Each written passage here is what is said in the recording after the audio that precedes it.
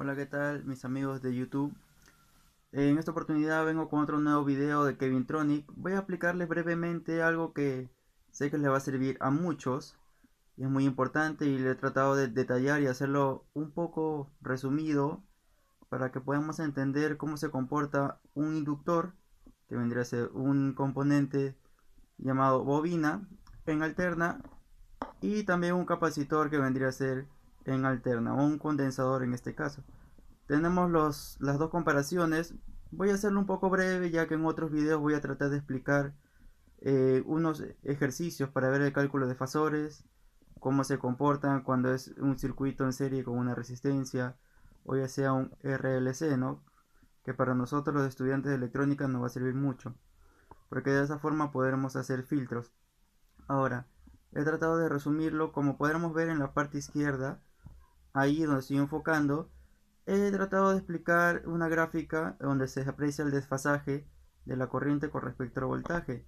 Como se ve, es un desfasaje de 90 grados. ¿Por qué? Porque la bobina se opone al cambio brusco de la corriente en los sentidos, ya sea en sentido horario o antihorario. Por eso que mientras el voltaje fluye normal, la corriente todavía no puede fluir adecuadamente debido a la oposición que hay de esta con respecto a la bobina. Por eso que se ve un desfasaje con respecto al voltaje y la corriente. ¿Quién está adelantado en este caso? El voltaje.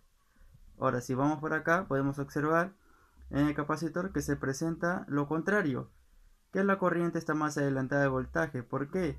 Porque el condensador, al presentar sus placas, se va cargando. Entonces el tiempo que transcurre en cargarse es menor al tiempo que fluye la corriente. Ahora tenemos que tener en cuenta que en el medio lo puse ahí solo como observación de la resistencia, no hice gráfico. ¿Por qué? Porque el voltaje y la corriente están en fase. ¿Qué significa que están en fase? Que el ángulo o el fasor es 0 grados. Y lo único que puede variar en este caso es la amplitud, como podemos observar, ¿no? Una es más grande que otra, dependiendo de cómo nosotros lo analicemos. Volvemos a retomar.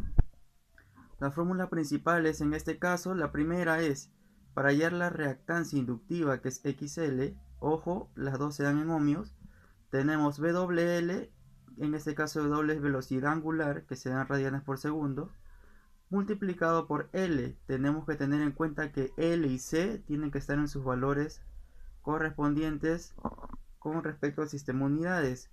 L en henrios y C en faradios. Tenemos que convertirlo.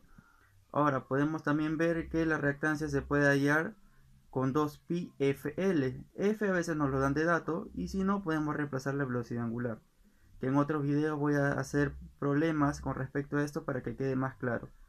Ahora podemos observar en el otro lado cómo calcular la reactancia capacitiva, XC, que es la inversa, ¿no?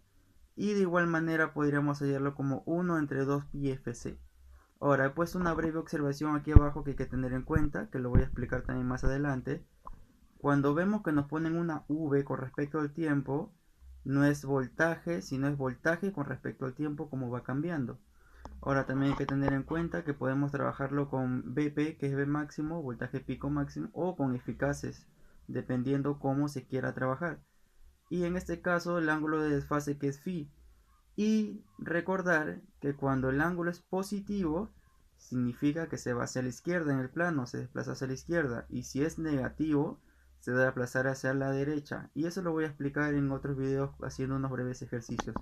Espero que esto les sirva como un resumen para que ya lo tengan, porque sé que cuando estudiamos electrónica y otros tipos de especialidades que estén acomodadas a esto, ¿no? Que vendría a ser también electricidad, técnicos en electrónica, nos sirve mucho, mucho, y es muy importante. Entonces, tenerlo en cuenta, tenerlo como un resumen que nos puede servir cuando empecemos a tocar este tema. Eso ha sido todo, amigos. Los espero en otros próximos videos. Bye bye.